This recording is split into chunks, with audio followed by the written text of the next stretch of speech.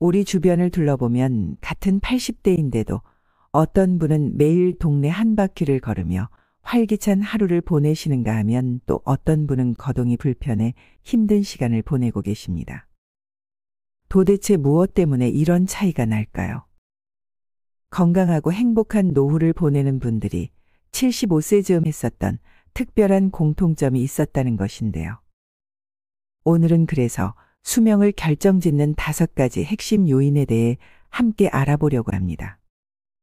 여러분의 노년이 더욱 건강하고 행복했으면 하는 마음에서 준비했습니다. 오늘 이야기가 여러분의 따뜻한 노후를 준비하는 데 도움이 되길 바랍니다. 본격적인 이야기에 앞서 구독과 좋아요 부탁드립니다. 여러분의 클릭 한 번으로 다음 영상을 더 빠르게 시청하실 수 있습니다.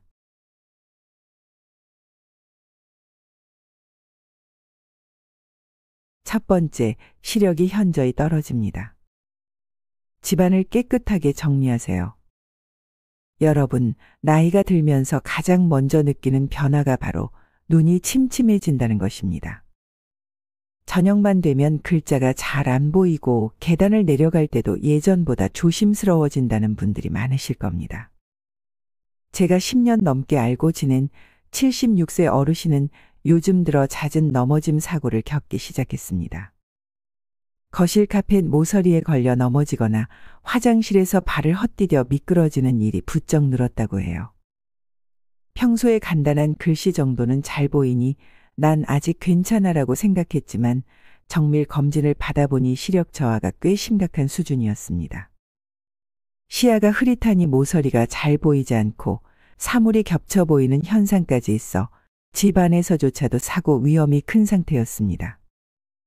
이후 조명을 밝히고 바닥에 장애물이나 문턱을 최대한 제거해 안전사고를 줄일 수 있었고 최대한 집안에 물건을 안 두고 깨끗하게 치우셨다고 합니다. 저만 만나면 늘 조금 더 일찍 알았으면 좋았을 텐데라며 아쉬워하시더라고요. 여러분, 이처럼 75세를 전후로 시력이 급격히 떨어지는데 이 시기에는 특별히 깨끗하고 안전한 공간 만들기가 무엇보다 중요합니다. 나이가 들수록 백내장이나 황반변성 같은 눈 질환이 찾아오기 쉽습니다. 여기에 균형 감각까지 떨어지면서 넘어질 위험도 커지죠.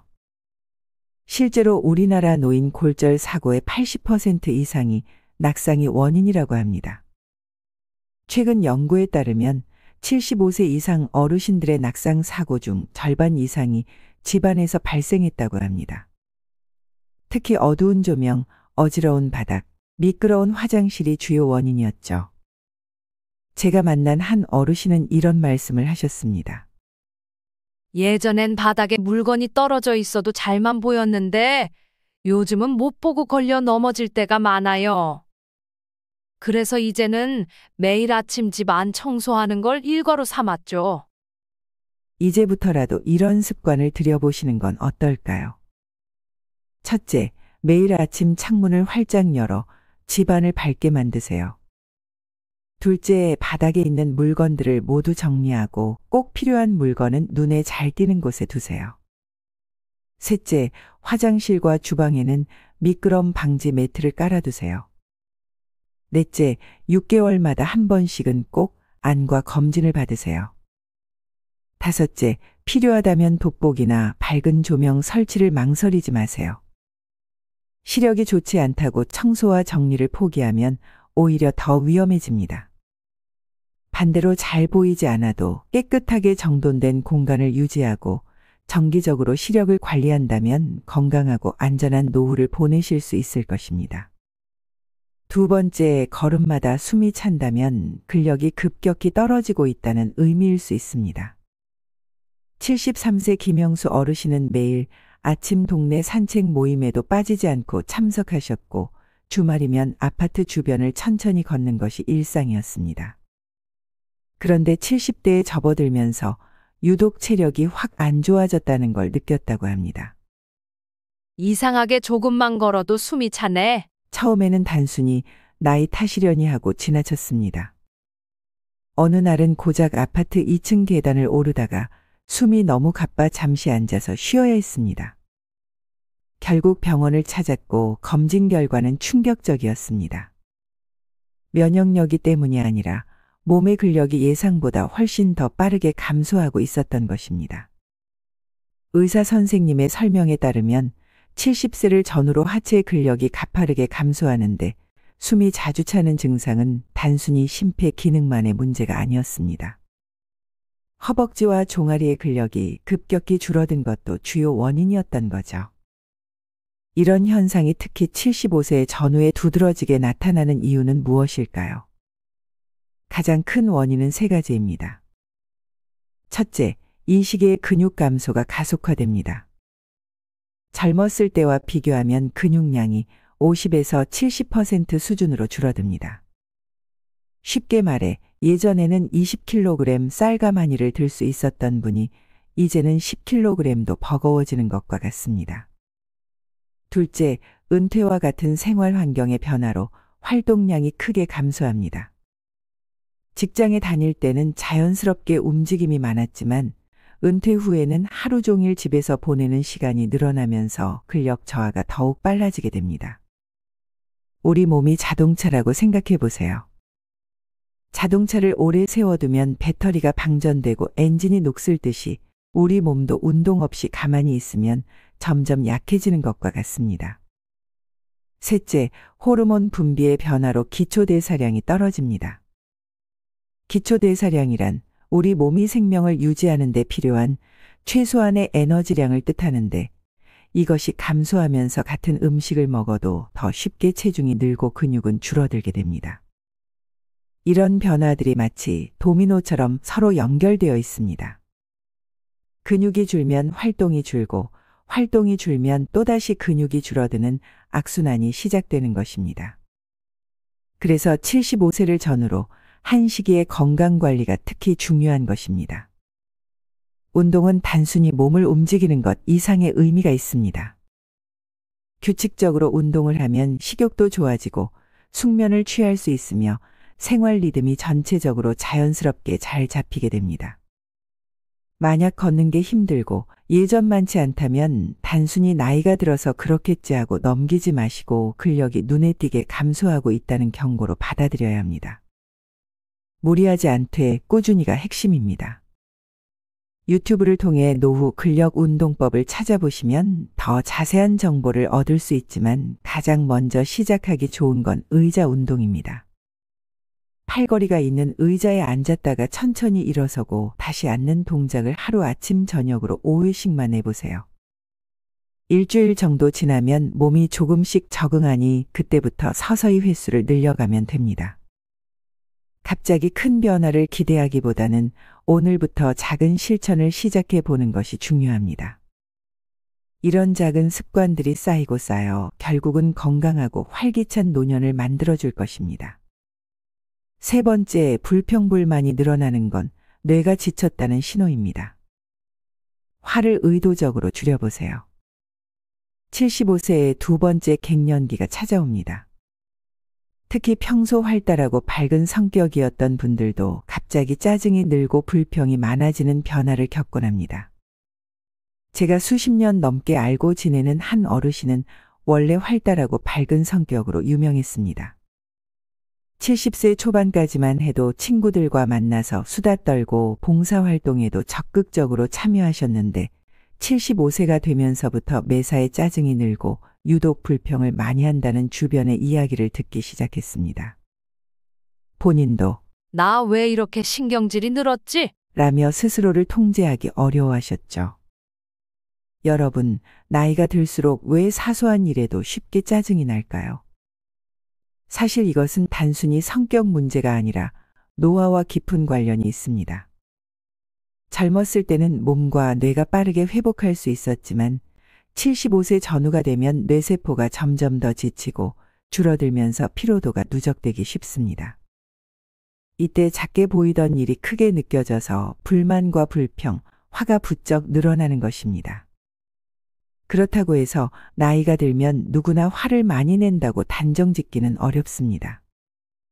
우리가 겪는 스트레스는 뇌를 더 빨리 늙게 만들 수 있는데 반대로 적당한 스트레스는 몸과 마음을 자극해 오히려 활력을 주기도 합니다.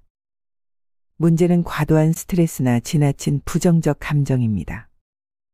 계속해서 부정적인 말이나 생각에 빠져 있으면 뇌의 에너지를 소모하고 뇌 기능이 떨어질 가능성이 높습니다.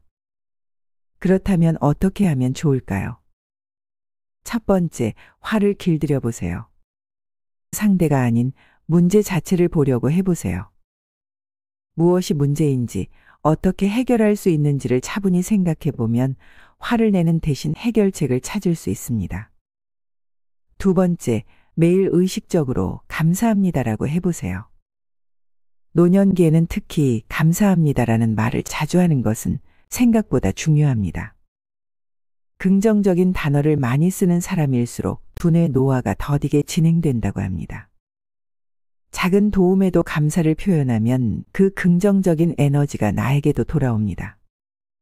마지막으로 충분한 수면과 가벼운 명상, 즐거운 취미생활로 뇌에게 휴식을 주는 것이 중요합니다. 이것만으로도 뇌세포가 받는 피로가 많이 줄어듭니다. 나이가 들어 주름살이 생기고 몸이 예전 같지 않아도 뇌가 건강하고 밝다면 삶의 질은 훨씬 좋아질 것입니다. 네 번째, 호르몬이 깨지면 몸과 마음이 따로 놉니다. 항상 긍정적으로 생각하세요. 75세를 맞이한 최문성 어르신의 일상에 큰 변화가 찾아온 것은 오랜 세월 함께하던 아내를 떠나보내고 난 후였습니다. 50년 넘게 아침 식사를 함께하고 매일 손잡고 공원을 산책하던 일상이 하루아침에 사라졌습니다. 처음에는 그래도 버텨야지. 하며 혼자서라도 아침 산책을 이어가려 노력하셨습니다. 하지만 공원 벤치에 혼자 앉아 있는 시간이 길어질수록 왠지 모를 피로감이 찾아왔습니다. 늘 하던 산책도 힘들어지고 밤에는 잠도 오지 않았죠. 식욕도 떨어지고 무기력감이 심해져 점점 집에만 머무는 시간이 늘어갔습니다. 가족들은 우울증을 걱정했지만 의사 선생님의 진단은 조금 달랐습니다. 상실의 아픔이 호르몬 균형을 무너뜨리고 이것이 다시 신체 리듬을 깨뜨리는 악순환이 시작되었다는 것이었죠. 사실 75세를 전후로 우리 몸의 호르몬은 큰 변화를 겪습니다. 여기에 배우자 상실이나 은퇴와 같은 큰 변화나 충격이 겹치면 몸과 마음의 균형이 한꺼번에 무너질 수 있습니다. 더 깊이 살펴보면 최문성 어르신의 무기력증은 단순한 마음의 문제가 아니었습니다. 우리 몸의 에너지를 관리하는 호르몬 시스템이 균형을 잃으면서 시작된 것이었죠. 인체의 호르몬은 마치 오케스트라의 지휘자와 같습니다. 체력과 정신력을 포함한 우리 몸의 모든 기능을 조절하고 균형을 맞추는 역할을 하죠.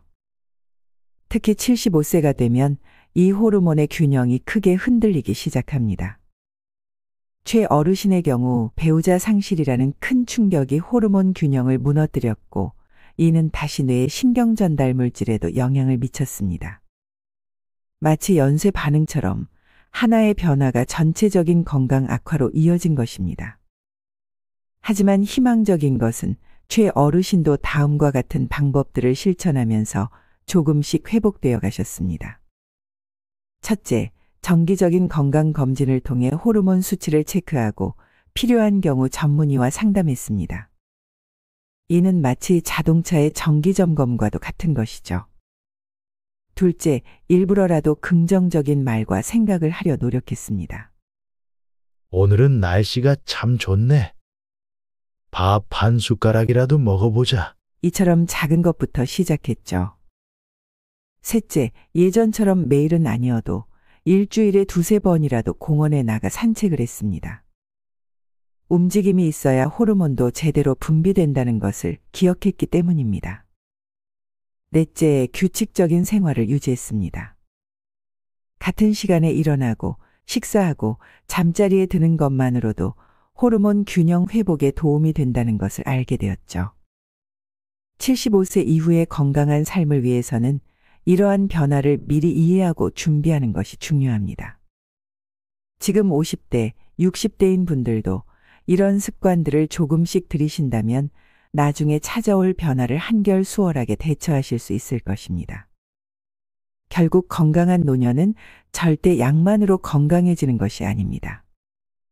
규칙적인 생활 습관, 적절한 운동, 그리고 긍정적인 마음가짐이 균형을 이룰 때 비로소 건강해지는 것임을 잊지 마시길 바랍니다.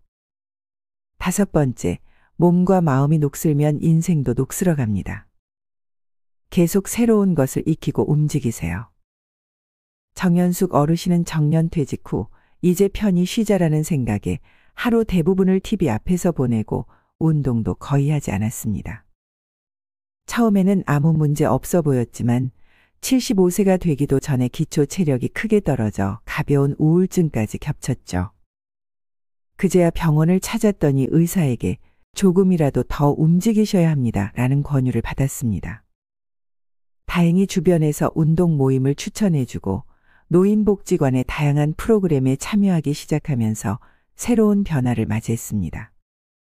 손발도 자주 써야 녹슬지 않는다.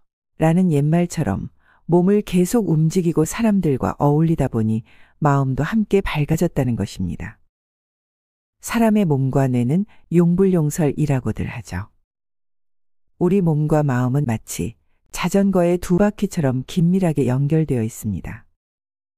하나가 멈추면 다른 쪽도 금세 따라서 멈춰버리죠. 그래서 끊임없이 새로운 것을 배우고 도전하는 것이 중요합니다. 실제로 많은 어르신들이 이제 좀 쉬어야 하지 않겠느냐는 질문에 쉬면 늙는다고 답하십니다. 마음이 청춘이면 몸도 청춘이라고들 말하죠. 65세에서 75세 사이를 활동적 은퇴기라고 부르는 것처럼 이 시기는 아직 충분히 활발한 사회 활동이 가능한 나이입니다. 책을 읽고 컴퓨터를 배우고 바둑을 두는 등의 두뇌 활동은 노화를 늦추는 데 큰 도움이 됩니다. 매일 새로운 것을 배우고 작은 도움이라도 다른 이에게 줄 수 있다면 그것이야말로 진정한 젊음이 아닐까요? 여러분, 인생은 사계절이라는 말 들어보셨나요? 보통 25세 전까지는 봄, 50세까지는 여름, 75세까지는 가을, 그리고 100세까지는 겨울이라고들 말합니다. 70세는 울긋불긋 단풍이 절정에 달한 늦가을이며 80세는 막 겨울이 시작되는 초겨울과도 같습니다. 이 시기를 어떻게 보내느냐에 따라 앞으로 맞이할 겨울이 달라지겠죠. 오늘 말씀드린 5가지 변화를 이해하고 하나씩이라도 실천하시면 분명 여러분 노후 인생에 도움이 될 것입니다. 지금은 조금 번거롭고 힘드실 수 있지만 이 순간의 작은 노력들이 모여 따뜻하고 건강한 겨울을 맞이하는 밑거름이 되어줄 거라 확신합니다. 여러분의 80세 이후의 삶이 더욱 건강하고 행복하기를 진심으로 응원합니다. 오늘 영상이 도움이 되었다면 구독과 좋아요 해주시고 여러분 새해 복 많이 받으세요. 감사합니다.